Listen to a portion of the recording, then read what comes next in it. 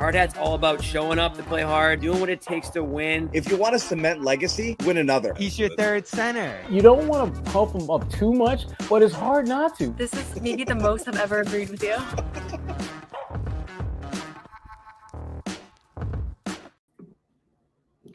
Hey, Bobby Manning here. Welcome to a Thursday edition of the Garden Report. And we're going to talk about my beloved Pistons, probably my favorite team to watch outside of the Celtics this year. And new to the beat out there, Hunter Patterson with The Athletic, who's been following this massive turnaround season. And Hunter, I was looking at the broadcast yesterday, and they were showing the greatest turnarounds in NBA history. And you probably know it specifically, but 08 Celtics, I think, had the best coming off that 07 with the big three there. And that's the most famous one people think about around here. They were just horrendous in 07, maybe the worst in the league or right down there. And then best in the league and champions the next year. This one's pretty spectacular. And I know you weren't there for the one of the worst regular seasons you'll ever see a year ago. But this has been almost the polar opposite in terms of field this year, especially as they've gotten on this 8-game win streak here, I'd imagine. Yeah, first off, glad to be here with you. But it's been definitely fun to watch. They, at no point in the season, have felt like they were a sinking ship, I guess, for lack of a better term, the way they were last season. And they started this year on a 4-game losing streak. So I think people to start the year were a little bit nervous. They weren't really sure what to expect. But once JB got some time to kind of like mesh with his players, get them to understand the philosophies that he wanted on both sides of the ball, it seemed like it didn't take too long for them to kind of get rolling and have more hope, definitely, than they did last year. Yeah, and you knew the pieces were there last year when you watched them, and Cade at the center of it's been stellar. I'm interested to see once the dust settles on this season and they end up where they end up, where he'll be in that MVP conversation by the end, because I think he has a strong case, or maybe about as strong as a case of anyone outside of like the core 4 or 5 guys there who you always think about in that discussion. And fifth probably right up for grabs this year for anyone, Karl Towns or Cade or whoever you want to mention in that conversation there outside of Tatum and Jokic, SGA, and Giannis. So you knew he was good enough just watching him, and maybe you didn't know if he was going to make a leap, and he certainly has this year, but you need to surround him with real pieces, and you see those pieces in this game last night. Malik Beasley coming in and being one of the best shooters in the league this season. Tobias Harris just being a steady wing. Ton of moves like that for a new front office out there, and I think it's a good example for other teams that you have to become good before you can become great. And this team's really good. I don't think anyone would call them great yet. But they found a way to be really good this year. And the way to sometimes do that is, I think the Rockets did it a year ago. They just signed good players, capable starters. No one great.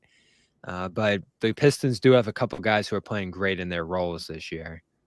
Yeah, there seems to be people who are, you don't want to say overachieving, but they seem to be just flourishing based on the personnel around them in JB's system. So Malik Beasley obviously is one of those guys. This is one of his better seasons. He's usually hovering around top 3 to 5 in three-pointers made this season. And some of the shots he takes, I think I've asked him about it earlier this season, just you wouldn't expect a player to take some of the shots that he takes based on the degree of difficulty. And I think that can kind of catch defenders off guard sometimes.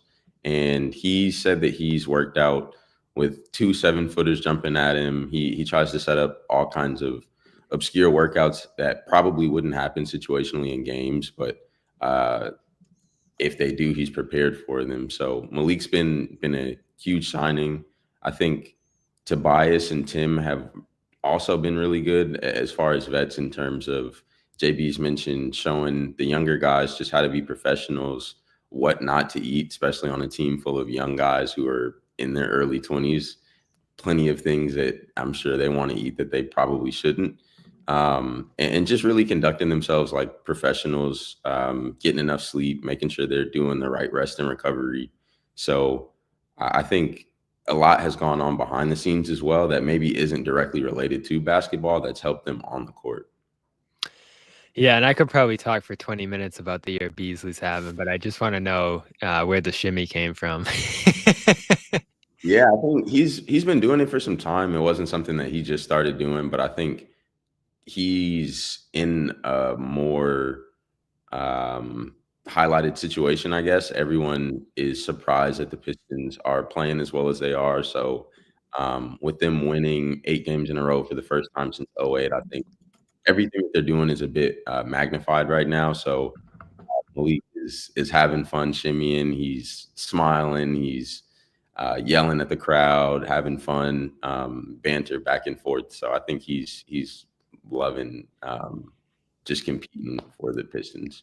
Yeah, and I had the thought because he's bounced around a little bit at this point and obviously fell there, and it's been a great fit after a couple stops that didn't work out as well.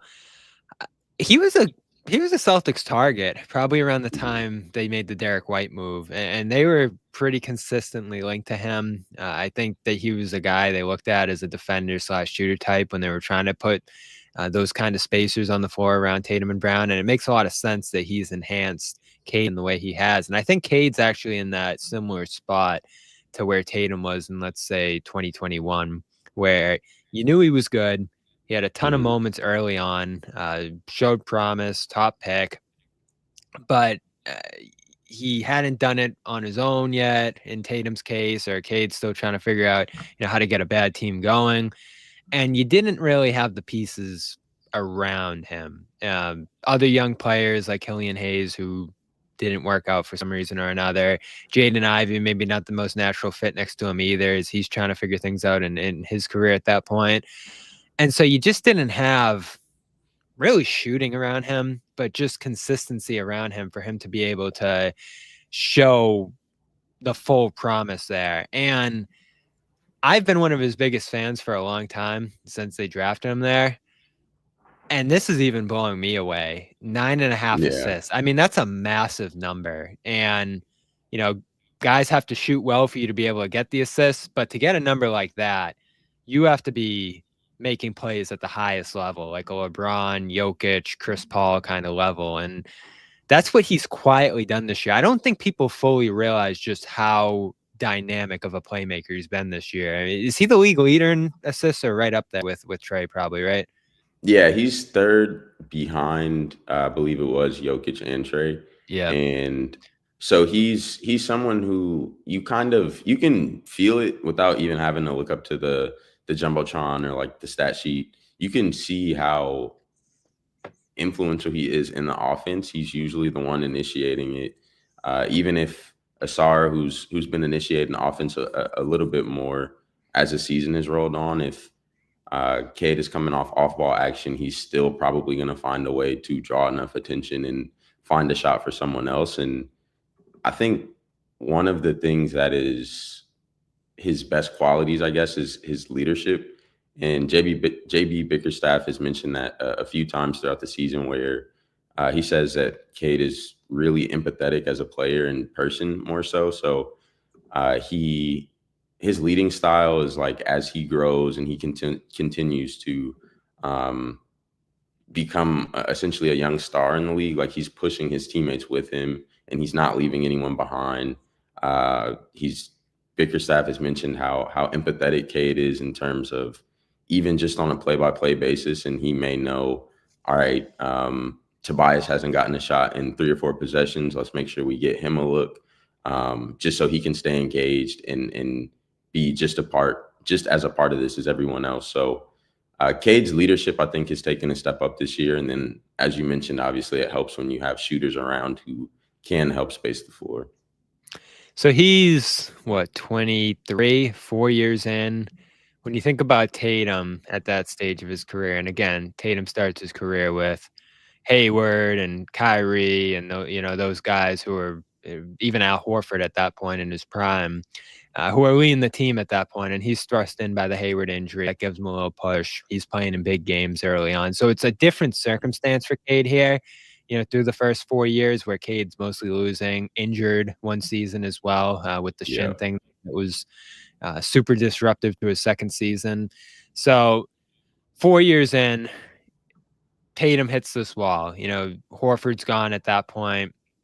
Kyrie's gone. All these veterans are gone. And it's just he and Brown trying to figure it out. And that ends up, it's not a losing season. They still make the playoffs, but it's a pretty rough season. They change coaches, all that. And then it's the next year. They go to the finals. He takes the reins. It's his first All-NBA first team.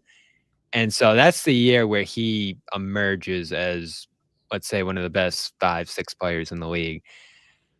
For Cade, I don't know. Where are you putting him in the league echelon at this point? Like, based on how he's played this year? Maybe like top 15, 20, possibly? I would say definitely top 24 just based on the fact that he was like an all-star. An all-star. Yeah, and I would say 15 to 20. I think most nights I've been around the team and watching, I can probably pinpoint maybe possibly 10 games where he wasn't the best player on the floor. And that goes for earlier in the season when they were playing Phoenix and he hit like a step back to close it out over KD, and KD was like, yeah, I actually do think he's an all-star. I have a lot of respect for him. That went for earlier in that same road trip when they beat the Lakers in Staples. So I think Cade has really, at this point, it's like whether he's getting like most of his numbers early on in the game or whether it like progressively comes throughout the game, by the end of the game, he's usually going to have around 25-ish, 8 and 6 or 7. So it's reliable. He's playing really efficient, especially over this 8-game streak. He's shooting about 50 from the field, and I want to say like mid 40s from 3. So he's found his rhythm. I think you can't really speed him up. He's only 23, but he has a really mature game. He's really poised. He doesn't really get too flustered in any situation. So I think the sky's the limit for him, and he thinks that he can be as good as anyone.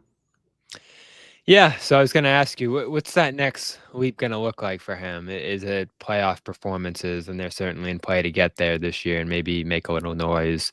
Is there any specific part of his game? What would you look at and say for him to reach that next, echelon of stars there at the very top? What's it going to take?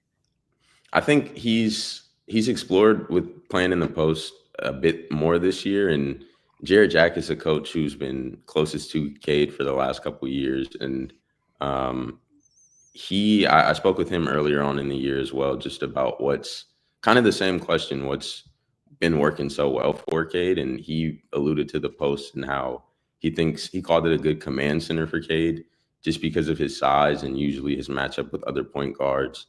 If you're going to keep another guard on him with Cade being about 6'7", he usually can draw double teams. If you don't double him, he can back his way down into the post. He works on like hook shots in practice on both hands. So he's like really comfortable in operating out of the post. And then I think we talked about his passing ability. He has a good enough vision to find his teammates when doubles do come. And he's also patient enough to let the doubles come to find his teammates. So I think him operating out of the post more as postseason basketball comes around and the game is played much more in the half court, and it's not like you're just able to get up and down in transition. I think the more he operates out of the post, the better for the Pistons. Yeah, so take me inside that game last night. You could just tell it was an important night for the franchise, for the city. 7-game win streak turns into 8, longest since 2008, and I think that's the last time they won a playoff game, I believe, at this point. It looked like there was some real energy in there, and I know all the players after talked about that as well, and especially as the game starts getting out of hand for Boston. There certainly wasn't at full strength, and it's not, I guess, totally indicative on a back-to-back of what the Celtics usually look like there. But I do think the Pistons deserve a lot of credit for punching early. Tatum's still out there. They still took advantage of those minutes. They still drove it up late. And it ends up being, you can just tell by their Twitter account. I mean, I've never seen a team Twitter account go so crazy after a game. Yeah, I think they definitely were aware of the fact that the Celtics were on the second night of a back-to-back, and they had travel to get here to Detroit. And I think they were also aware of the fact that they hadn't really played well against teams better than them in the Eastern Conference. So at one point, just a few games ago, they were 3-12 against teams better than them in the East. And that was the Celtics, the Cavs, Pacers, and I believe the Knicks. And so for this to be a game that the Pistons were able to win, although like we said, the Celtics weren't at full strength, although the Pistons didn't have obviously Jaden and Fontecchio and Schroeder was out as well, but they knew that this was a game that if they wanted to be seen as legitimate, I think they understood that they needed to take serious, and they did that in the first quarter, only allowing 20 Celtics points. And then they kind of consistently did it throughout outside of that second quarter when the Celtics had 35. And the Celtics aren't really a team that I guess makes their money in the paint. They're last in the league based on just the amount of threes that they take and the fact that they make so many of them. But the Pistons really honed in on that, and the difference in paint points was 62-20 last night. So that was one area. The Pistons got about 24 points from turnovers from the Celtics. So I think they really made a concerted effort to not allow for anything easy defensively. There were even 2 shot clock violations, I think, to end the first and second quarter. And I think that's just kind of a testament to how the Pistons were flying around defensively and how serious they took this game, considering it was the defending champs. Yeah, big stakes in the standings. They end up rising up to a tie for 5th after this one with Milwaukee there, which is unimaginable, and still a lot of time to go this season and movement that could happen there. But, if you're in Detroit right now, you're starting to dream that maybe you avoid the play-in tournament entirely, which, if you make play-in going into the year, that would have been a massive success in itself. I want to take a second here to shout out our sponsor, PrizePicks. Right now over there, great time mid-season here to go check out all the action going on PrizePicks, the best place to get real money sports action. With over 10 million members and billions of dollars in awarded winnings, they've made daily fantasy sports accessible to all. So Cade, a guy who's fun to play with there on your team if you can get him, and whether it's the points or assists every night, you pick more or less on any stat category for 2 players at the very least, and you have a shot to make up to 1,000 times your cash. So run your game all season long on PrizePicks, available in 30 states. Again, 10 million users. You can compare your teams, compete, all that sort of stuff, and they have the flex play, which means you can still cash out even if your lineup isn't perfect. You can double your money even if one of your picks doesn't hit over there. So great time to check it out. Basketball season going on. A ton of great players playing every night. Hockey, baseball starting soon as well. So go check it out and use the code CLNS to get $50 instantly after you play your first $5 lineup. That's $50 instantly after you play your first $5 lineup with code CLNS. That's PrizePicks. Run your game. So is the city behind them yet, Hunter? Because I talked to someone from Detroit at this event in Boston the other night, and I was like, I watch a lot of games, and they're playing great. They're this really fun team, but the stands look pretty empty. And you understand it, right? Just the nightmare season last year, so many bad years going back a while now. And maybe the city just soured on them a little bit over that span, and they're still trying to see if they fully believe in what they're doing right now. The person I talked to said the Lions a big deal too. It was Lions all year, and now you're just sort of coming down from that. I wonder how much this city is realize what's going on right now, and is it starting to increase at all the anticipation of maybe a playoff run happening here? It almost felt like fans were afraid to invest themselves just based on how the last couple of years have gone. So I think they were like, okay, like they're winning. Let's continue to pay attention to the Lions if they keep winning, we might pay more attention. And it's kind of been that way throughout the season where they have continued to win, and I think fans are starting to be more optimistic. And another thing too, I'm not really sure. I'm not aware of the ticket prices for the games here at Little Caesars Arena, but usually there are more fans in the upper bowl and things. There may not be as many in the lower bowl, but there's usually a bunch of people in the seats that may be more affordable. And yeah, I think they've pretty consistently been there throughout the season. It's a fan base that's used to winning, and I'm sure they've been really frustrated and fed up with the direction of the team the last few years. But now JB has a passion that I think is palpable, and you're able to really feel that at games. He's not letting anything slide with referees if he feels his players haven't got the benefit of the doubt on calls. And so there's even been a game earlier in the year. It was on the road. I forget where, but he got thrown out of the game for getting so passionate about defending his players. And Ausar Thompson earlier in the season, he mentioned that type of energy from the head coach makes you want to play it even harder for him. Even if you know that sometimes maybe the ball did go out of bounds on you, but because you're arguing and JB sees that and he's going to go to bat for you, that could give you a little extra oomph to dive on a loose ball, because you're like, I know my coach is behind he has my back. So that's extra incentive for me to play even harder. But yeah, I think this team is really starting to develop a culture, and the fans are starting to embrace that as well. Malik Beasley, he's someone who fans here love, and he's Trajan mentioned around the trade deadline. He was like, please don't trade me. I love playing here. He has said a ton of times his mom is from Detroit. There was a funny picture going around on Twitter where during his draft process, the Pistons tweeted a photo of him when he was like a teenager or like early 20s around the time he was being drafted. And it said that his mom was from here.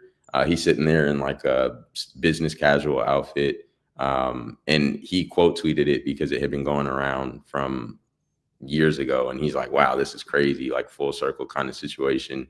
And so he has connections to Detroit. There's been people who like take photos with him at gas stations. He's just like putting gas in the car, getting snacks, whatever. And so he's really approachable. People love him. And yeah, I think the city is for sure behind the team. So this win for Detroit broke a 12-game losing streak against the Celtics. And yeah, if you go back to 2021, there was a little stretch there where they're playing them tough. They had a couple upset wins, and it's like, all right, this is a tough matchup for the Celtics there, even in that 2022 year where they got that last win on a 1-point game. But since then, especially the bad year there, Sadiq Bey's gone, who was a bit of a Celtics killer, Jeremy Grant too. The team just changes so much, and it gets so young that the Celtics just start dominating the matchup again here, and you're not really thinking of them all that much. But started this year, close-ish game in Detroit, a pretty competitive one early on in that schedule. I think it was like the second or third game of the year. Ivy goes off for 26, and Ivy broke his leg halfway through this year, which makes this run even more amazing that they're on right now. And I think he might be coming back in the near future here potentially, which is amazing to think about. So that's a close one, gets away from Detroit. Second game, another close one, another competitive one in Boston. Cade and Tobias both scored 27, Brown 28, Kristaps 26, and Hauser goes off for 20, and that's enough to pull the Celtics through at that point. So they get the second one too, and then the third one's a bit of a blowout in Boston. So 3-0 at that point. You're not thinking too much of the Celtics or the Pistons at that point if you're the Celtics. But after that December one in Boston, I came away from it and I'm like, that playing spot's wide open for anyone really here. They had been decent at that point. I think, still hovering around 500 at that point. And I'm like, they look good. They look competitive. They obviously want to start moving in that direction. They're not a team thinking about the draft too much here, whereas a ton of other ones in the East are. Mm-hmm. We could see Celtics Pistons round one That's what I thought. Late January, I'd say, or late December, I'd say. And so now that's obvious. Like they're going to be one of those teams that's in that picture for 7 potentially. They have the Celtics stay at 2. But now, there's 20-something games left. They have 4.5 games on Orlando above that 7 line. And if they play consistent basketball down the stretch here, Orlando's so streaky. Miami's bad right now. Atlanta's injured and not great. And then there's no one really below that that's going to go on a run.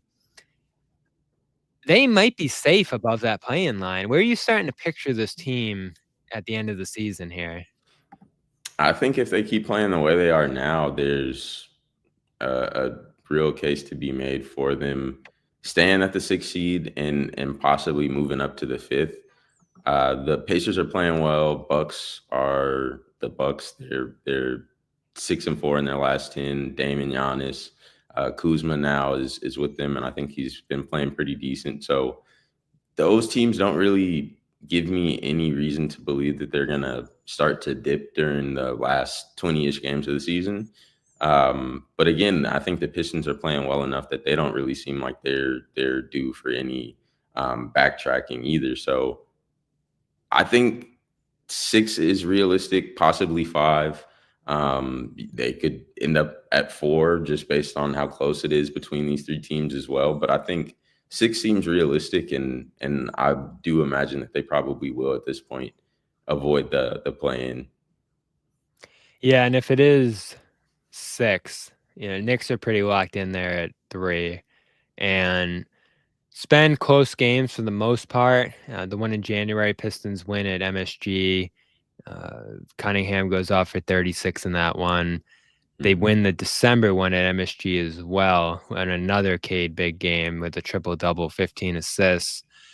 So they've played the Knicks well here, and there's reason, there's a little bit of a Knicks panic earlier this week after that Celtics game and the Cavs game certainly there, and there's reason to think if injuries stack up, it's a pretty thin Knicks team, that's a series you could at least compete in if you're the Pistons. That's how I'd feel about them in that one. And then obviously the Celtics would be lined up in second round at that point. If it's Celtics Pistons round 1, the 3-pointer is the big one there. And it's kind of crazy because the Celtics shot so well from 3 in that game last night, 14-26 to start, and they still lose going away. So maybe that's not as big of a concern in this matchup, given some of the other stuff that the Pistons do, scoring in the paint, running, playing pretty solid defense.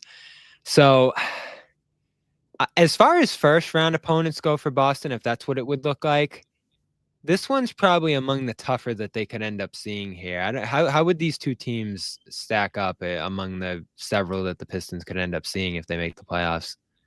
I think the Pistons definitely will want to play the Knicks before playing the Celtics, but I think Cade is very confident playing anyone, especially the Knicks this season, especially in Madison Square Garden, it feels. So I think the entire Pistons team, they're not – I know I would say pretty confidently they're not approaching it where they're like seeking out one team over the other. They're more just let's play whoever we play and we're going to put our best foot forward. But I would say definitely they match up better in their games this season against the Knicks. But I don't want to say have like a formula for success, because if that were the case, everyone would be more competitive against the Celtics, and that's not been the case this season. But I think that they at least feel with this last win, although neither team was at full strength, they at least have a way to be competitive if they continue to try to, I guess, make most of their money in the paint. If they continue to try to expose, I guess, that disparity where the Celtics are more interested in shooting perimeter shots than them in the paint. And then if you can turn the Celtics over while being more safe with the ball offensively, so you're not giving them opportunities in transition. So, I think obviously here the better matchup would be the Knicks for the Pistons. Yeah, and then of course if Celtics stay at 2, that lines them up in the second round potentially there if they could pull off the upset. It'd be a massive upset over anyone for them. Again, given what happened last year and where they came into this year at. And looking at the game and the matchup specifically here, and I know you acknowledge all the caveats. Brown out, Cornette, who's been great for them lately, missed the game. Hauser wasn't himself, who's been awesome for them at different points. But you mentioned the thing the Pistons are able to do here that not many teams have done against Boston, and that's slow Porzingis, who's been out of this world since he came back from the injury. Forced turnovers. I think the Celtics have the fewest or the lowest turnover rate in the NBA last 2 years here. So you don't see too many big turnover nights from them. And they were turning over Tatum early and often in this game, which doesn't happen much anymore either. So those are real things right there. And, shorthanded back-to-back, all that stuff, but it happened. And you look at that and you say, all right, not many teams do that against Boston there. So what specifically do you feel like they could exploit in Boston, potentially here if a series does end up happening? Or how could they make it tough on Boston? Is it lineups they can run, or just Cade being Cade, or what specifically do you think it is that allowed them to win this game so dominantly the way they did? I think it probably doesn't really show up in the stat sheets for him, but Ausar Thompson is just... We haven't mentioned him yet, yeah. Yeah, he's one of... I haven't really seen a defender like him. I covered the Kings briefly before I was here, covering the Pistons, and De'Aaron Fox is like super fast, I would say probably the quickest guy aside from Ausar, but Ausar is 6'6", 6'7", has, I believe, a 7-foot wingspan. He's ridiculously athletic. So he only had 7 points, 6 rebounds, 2 assists, but he had 5 steals, and he was Tatum's primary defender. He, for the most part, did a pretty decent job on Tatum. There's only so good a job you can do on a player like him, but I think he matches up well with him. And then obviously there wasn't a Jaylen Brown to take some of that pressure off Tatum offensively, but Ausar has the ability to guard either of them. And then again, Porzingis being as tall as he is, not many people match up well with him, but Ausar spent time on him. Cade is 6'7". He spent time on him. Duren is not as quick to keep up with Porzingis sometimes, as Porzingis is on the perimeter a little bit more than Duren is probably comfortable defending. But I think they have length enough to at least try to give Tatum a hard time, try to give Jaylen Brown a hard time. But there is only one Ausar on the team. There essentially are 2 of them, if you consider them in. But if any team gets the both of them on one team, that would be just insane as far as perimeter defenders and versatility. But Ausar has been huge, and his numbers don't always reflect it. But him being in the starting lineup was around the time the Pistons started winning more games more consistently. Yeah, and he and Alman, it's like both of them don't have their game rounded out yet, but they're still making a massive impact even before that happens. And that'll happen in the near future, you would think. And both having their breakout games effectively against the Celtics in short order. They're defending Tatum, making big plays. Early in the game for Ausar there, setting a tone with the defense he played on Tatum, and then for Alman in the Rockets game last month. Or earlier this month, whenever that was, hitting a game winner against Boston. It was pretty crazy seeing both of them flourish, a month apart against the Celtics here. And coming out of this game for the Celtics, I think we all sit back. They won 6 straight coming in. They've looked like themselves for a little while now. They're stabilizing at that 2 spot. Look like they're going to stay there at the very least. And if they're healthy come playoff time, they're probably still the favorite in the East, even though Cleveland's number 1 right now. And they're going to play each other tomorrow, which will be fun. How do you feel about them? Are they still that team? Are they still that one that everyone's going to have to look to here and try to figure out? Or is it going to be a more even slate, maybe in the East or just across the league this time around for the Celtics to try to repeat here? Because so much of their season has been sleepy and just trying to get through things, injuries, long schedule, whatever else, Mhm. back yesterday. So they've had more than a handful of these kind of weird games. I think most people have just written them off.